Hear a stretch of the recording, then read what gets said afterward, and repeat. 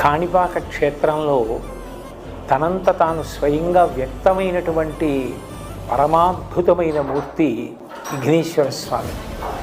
ఇక్కడ విశేషం ఏమిటంటే ఒక బావిలో స్వామివారు ఆవిర్భవించడం. ముత్తుస్వామి దీక్షితారు వారు విఘ్నేశ్వర తత్వం మీద కీర్తన చేస్తూ మూలాధార క్షేత్ర స్థితం అంటారు. మూలాధార చక్రమునందు విఘ్నేశ్వరుడు అధివసించి ఉంటాడు.